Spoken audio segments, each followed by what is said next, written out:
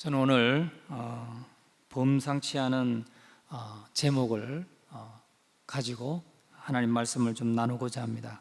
세상으로부터의 분리. 세상으로부터의 분리. 제목이 범상치 않을 뿐만 아니라 갑자기 마음이 떨리지 않습니까? 갑자기 두렵고 우리 어디 가서 살라고 하는 것인가?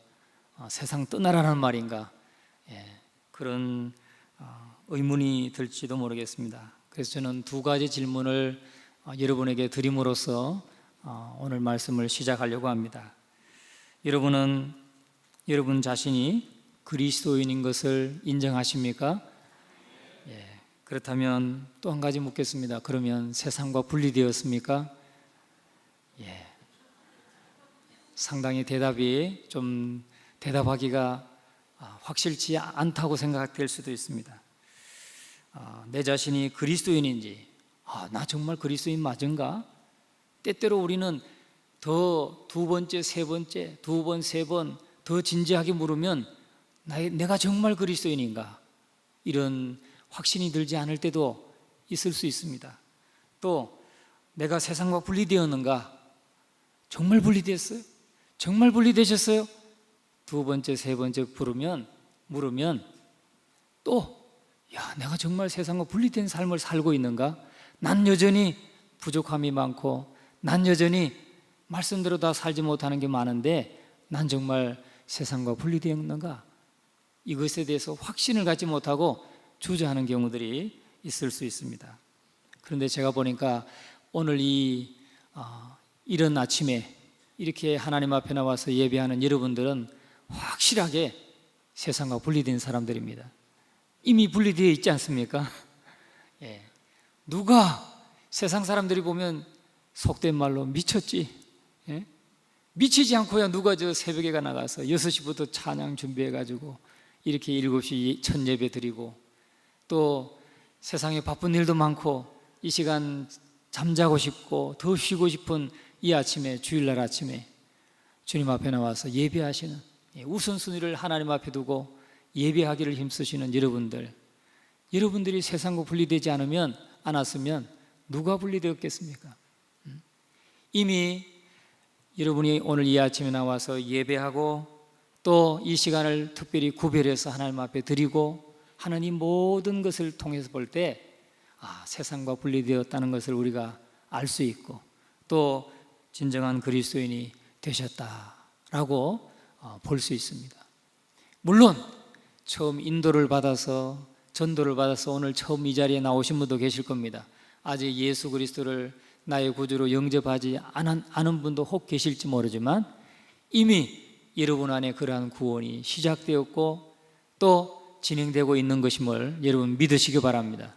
그리고 끝까지 그 믿음의 길을 달려가셔서 정말 하나님의 자녀로서 확신을 가지고 그리스도인이라고 하는 확신을 가지고 세상에서 구별된 삶을 살아가는 저와 여러분 되시기를 주의 이름으로 축원합니다. 우리는 그리스도인이라는 것이 무엇을 의미하는지, 이 세상에서 어떤 의미의 사람들인지를 진지하게 이렇게 생각해 볼 필요가 있다는 것입니다.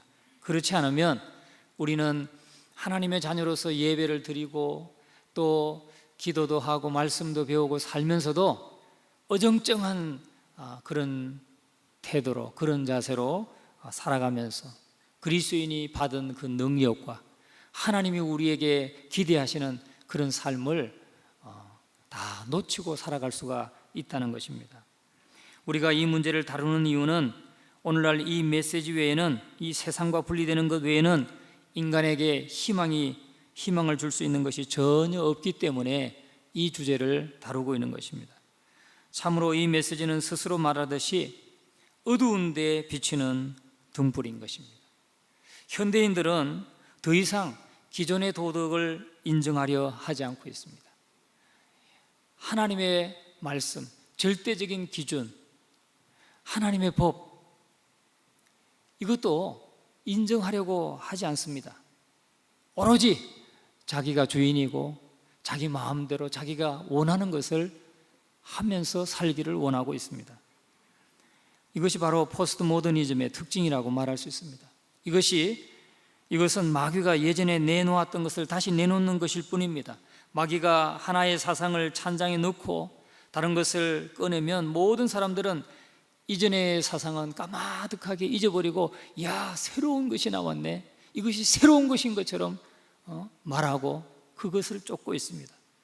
그런데 아담의 죄만큼이나 오래된 것입니다.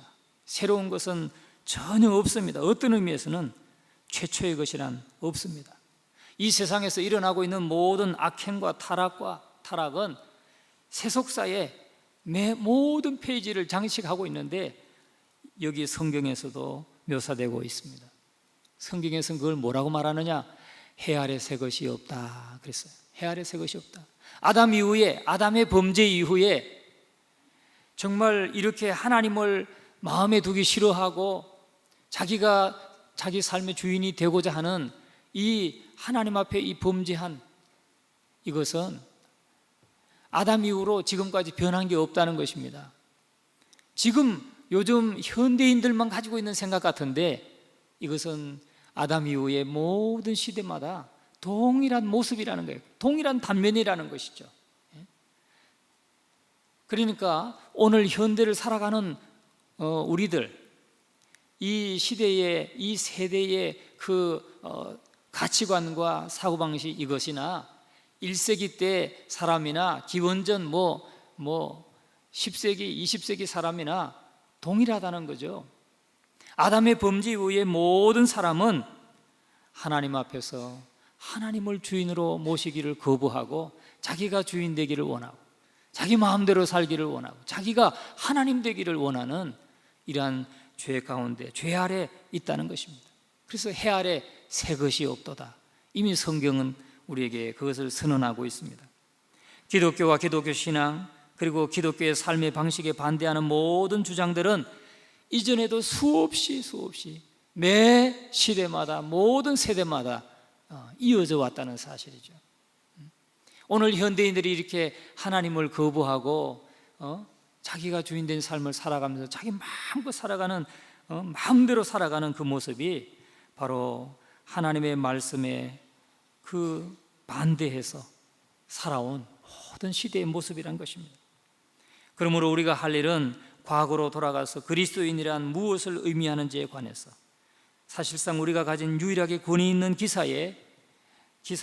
기사를 살펴보는 것 뿐이라는 겁니다. 유일하게 권위 있는 기사가 뭡니까? 성경 말씀. 성경 말씀에서 그리스도인이 도대체 누구인가? 이 말씀을 살펴보면서 오늘 이 시대에 그리스도인들이 어떻게 살아가야 되는가, 어떤 모습으로 우리가 살아가야 되는지를 오늘 이 말씀을 통해서 교훈을 얻고자 합니다. 우리는 사람들이 그리스도인이 되는 것은 하나님의 행동 때문이라는 것을 알아야 됩니다.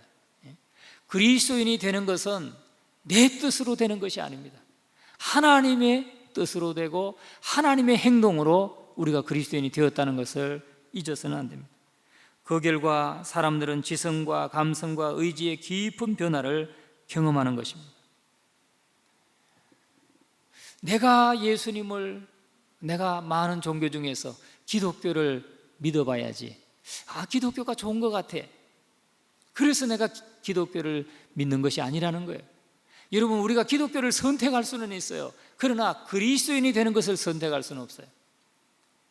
내가 여러 종교 중에서 내가 한 종교를 택하고 종교 생활을 할 수 있을지 모르지만 진정으로 거듭난 그리스도인의 삶은 하나님이 만드신다는 거죠.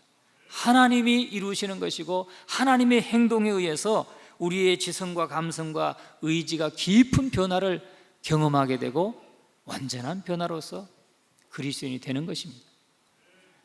여러분, 오늘 이 자리에 여러분, 그리스도인이라고 하는 것은 우리가 그리스도를 따르는 사람 아닙니까? 세상에서 구별된 사람 아닙니까?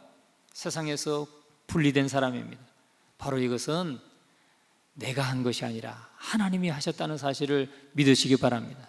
너희가 나를 택한 것이 아니요 하나님이 너희를 택하여 세웠나니 라고 말씀했어요. 너희가 나를 택한 것이 아니라 내가 너희를 택하여 세웠다. 진정한 그리스도인, 진정한 거듭난 그리스도인은 하나님이 세우시는 것입니다. 저는 오늘 이 자리에 계신 저와 여러분 모두가 한 분도 빠짐없이 그렇게 진정한 그리스도인이시기를 주의 이름으로 축원합니다. 하나님께서 행하시고 하나님께서 변화를 일으키시고 하나님께서 지키시고 인도하시는 그러한 저와 여러분이 되시기를 주의 이름으로 축원합니다. 우리는 이 사실을 이곳 사도행전에서 보면서 주님의 가르침과 사도들의 가르침 속에서 확인할 수가 있습니다. 주님께서 밤에 주님께 찾아왔던 니고데모에게 하신 말씀이 있습니다. 니고데모가 보니까 예수님이 하시는 그 기적과 표적들을 보니까 이것은 이분은 정말 하나님께로부터 오신 분이구나. 하나님이 함께 하시지 않으면 이런 이적과 표적은 보일 수 없다. 이렇게 생각하고 주님께 와서 당신은 하나님께로부터 오신 선생인 줄 내가 압니다. 하나님께서 함께 하시지 아니하시면 당신이 행하시는 이 표적은 아무라도 할 수 없습니다. 이렇게 말했을 때 예수님의 대답은 그거였어요. 내가 진실로 진실로 내게 이르노니 사람이 거듭나지 아니하면 하나님 나라를 볼 수 없느니라. 거듭나지 아니하면 하나님 나라를 볼 수 없다.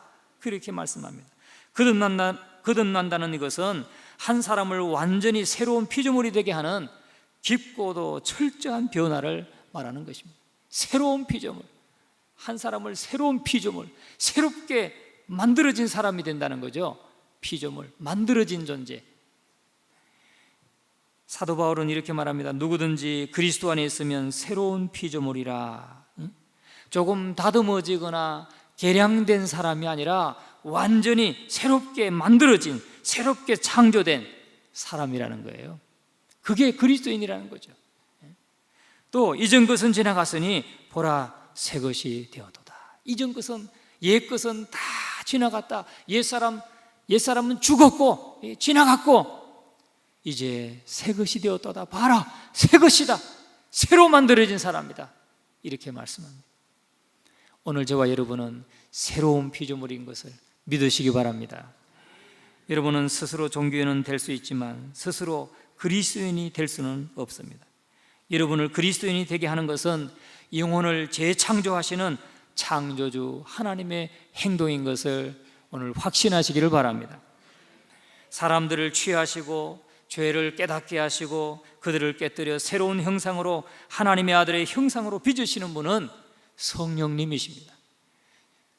하나님은 우리의 구원을 계획하셨고 또 주도해 가시고 독생자 예수 그리스도를 이 땅에 보내셔서 우리의 죄를 대속하시기 위해서 십자가에 죽으시고 부활하심으로 우리의 모든 죄 이 구속을 속죄를 성취해 주셨고 성령님은 우리에게 찾아와 주셔서 우리의 마음을 감동하시고 예수를 주라고 고백하게 하시고 믿게 하시는 이 일을 하나님께서 행하시고 성령께서 행하신다는 것, 또 예수님께서 그 일에 이 성부, 성자, 성령 하나님께서 함께 합동으로 역사하셨다는 사실을 믿으시기 바랍니다.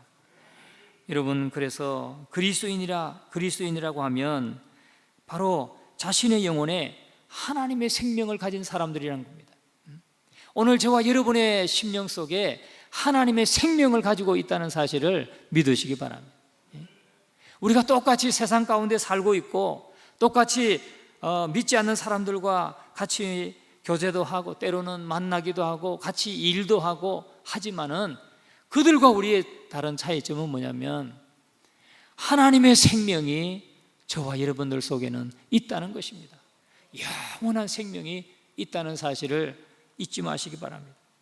이것은 하나님께서 교회에 더하게 하신 이 최초의 그리스도인들에 관한 기사를 통해서 우리는 분명하게 볼 수가 있습니다. 한 사람의 전체적인 관점의 변화는 행동으로 나타나게 되어 있습니다. 우리의 관점이 바뀐다, 생각이 바뀐다, 가치관이 바뀐다. 그러면 그것은 우리 삶으로 나타나게 되어 있다는 거죠. 행동으로 나타나게 되어 있습니다. 만약에 행동으로 나타나지 않는다면 그 변화는 아무런 가치도 없을 것입니다.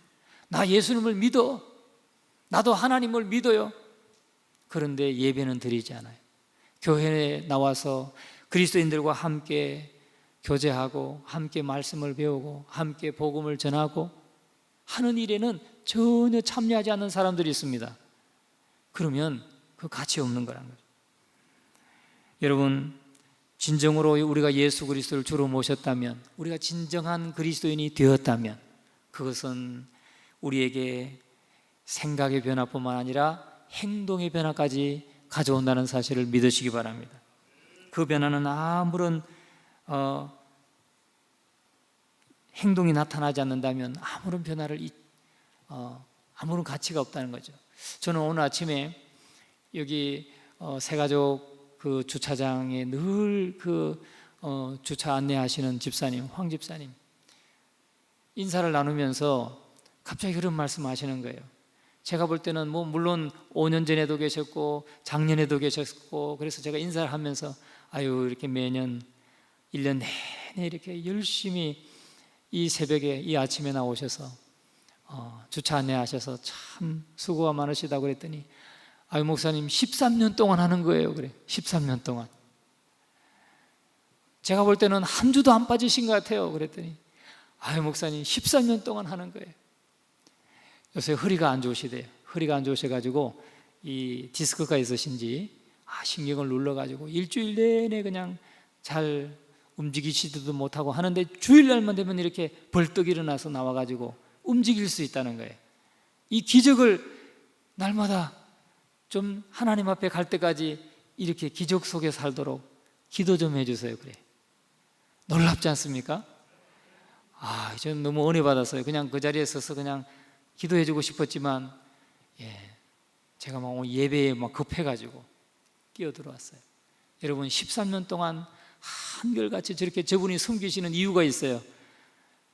그분 안에 하나님의 생명이 있으시고 정말 이렇게 섬기는 것이 기쁘기 때문에 일주일 내내 허리 아파서 그냥 앉아있지도 못하고 서있지도 못하고 막 괴로워하시다가도 주일날만 되면 기적같이 이렇게 움직일 수 있다는 거예요.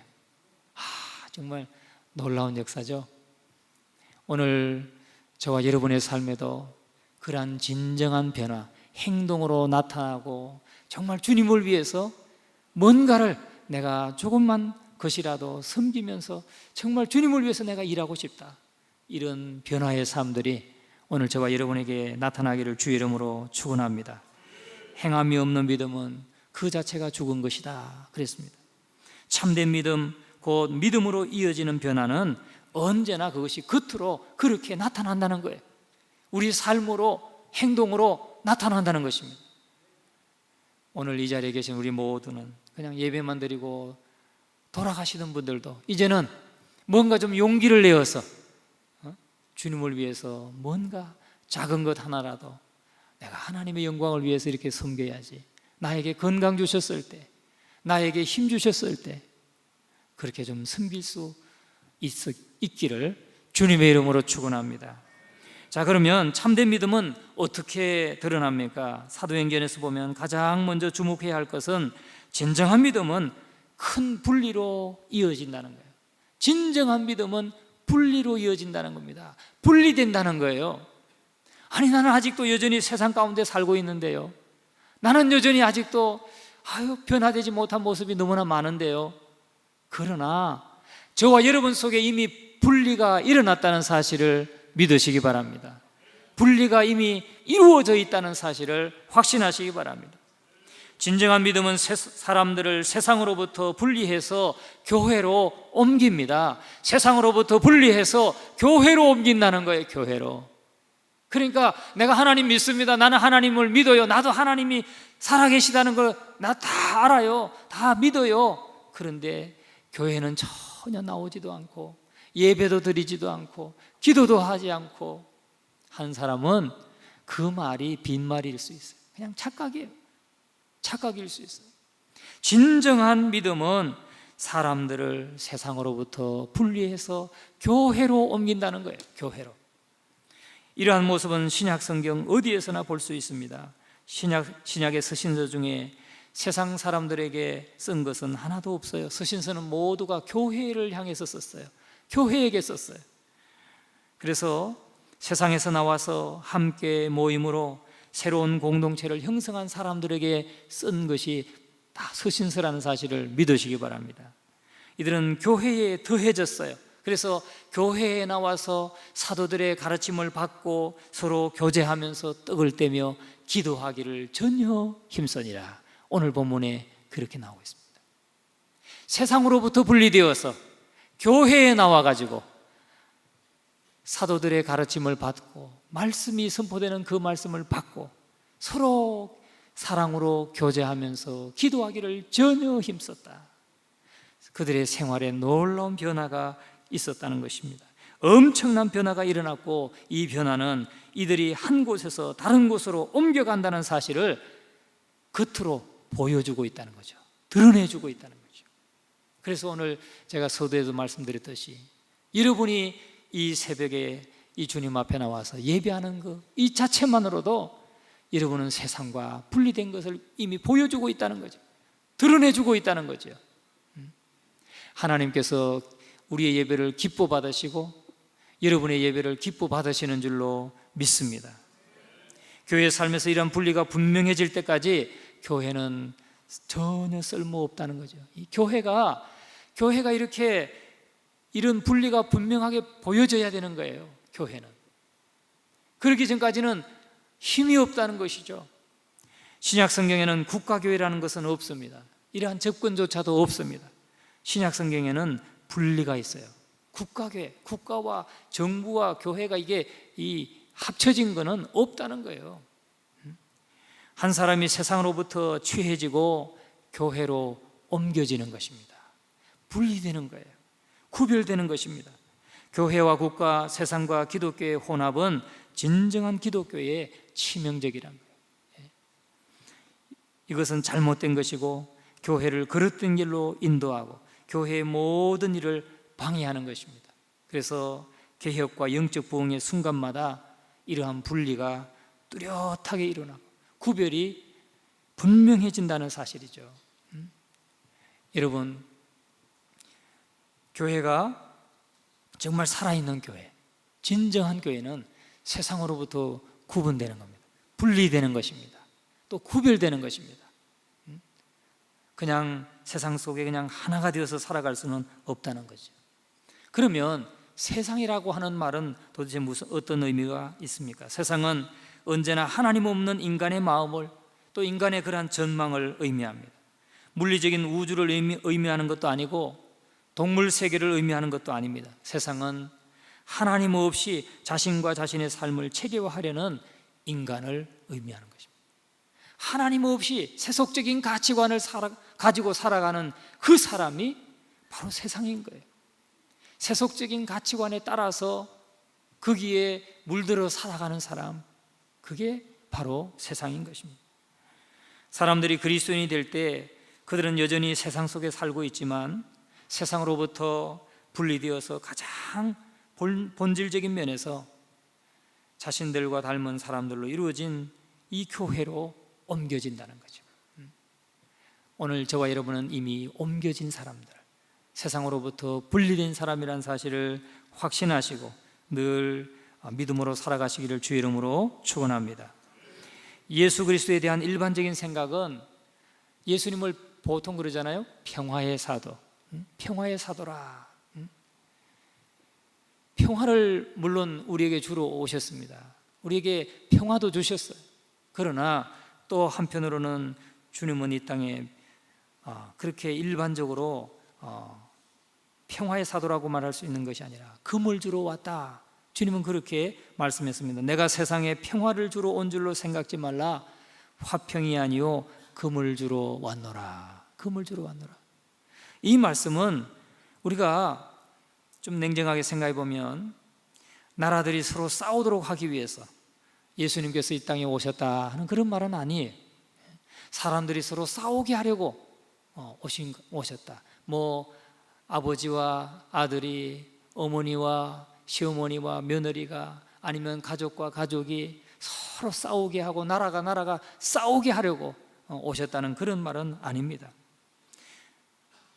그러나 그냥 단순히 이 기독교의 메시지가 단순히 서로에게 친절하고 그저 사람들에게 다정해야 된다, 서로 사이좋게 지내야 된다, 뭐 이런 정도의 도덕적인 가르침을 주는 그런 교훈은 아니라는 그런 말씀입니다.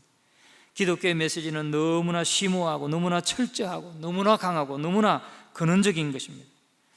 기독교의 메시지는 금을 가진 메시지. 다시 말하면 이 메시지가 처음부터 오순절 날부터 역사하는 것을 우리는 성경을 통해서 보고 있습니다. 기독교의 메시지는 힘과 능력이 있다는 거죠. 그래서 거듭 말하지만 여기에는 금이 있다는 거예요. 금이 뭡니까? 금은 자르는 것이죠. 금은 자르는 거예요. 그러니까 화평이 아니요 내가 세상에 평화를 주러 온 것이 온 줄로 생각지 말라. 화평이 아니요 금을 주러 왔노라. 이 말은 예수님은 우리가 세상에 젖어서 세상과 연합되어서 그냥 세상 속에 세상의 가치관, 세속의 가치관을 따라서 그냥 그렇게 살아가는 우리들로 남아있는 것이 아니라 금을 주러 왔다는 것은 그 세상으로부터 분리시키는 힘이 있고 능력이 있다는 거죠. 그 말씀인 것입니다. 서로 싸우고 서로 대적하게 하는 그런 메시지가 아니고, 예수님을 받아들이는 사람은 세상으로부터 이 칼로 딱 잘라가지고 세상으로부터 하나님께 속한 사람으로 분리시키는 힘이 있고 능력이 있는 것이다, 그런 의미인 것입니다. 다시 말하면 예수 그리스도를 믿으면 이미 우리는 영적으로 세상으로부터 완전히 분리되어서 이 잘려져 가지고 세상에 완전히 하나 되었던 우리가 잘려져서 분리되어 가지고 하나님께로 속하여졌다, 그런 의미인 것입니다. 그래서 우리는 참 사도 바울을 부르신 목적이 그렇고 저와 여러분을 부르신 목적이 바로 그렇다는 사실을 기억하시기 바랍니다. 오늘 하나님께서 사도들을 부르시고 저와 여러분을 부르신 목적이 무엇입니까? 그것은 어두움에서 빛으로, 사단의 권세에서 하나님께로 돌아가게 하고 죄사함과 나를 믿어 거룩히 된 무리 가운데서 기업을 얻게 하리라. 사도행전 26장 16절에서 18절에 말씀하고 있습니다.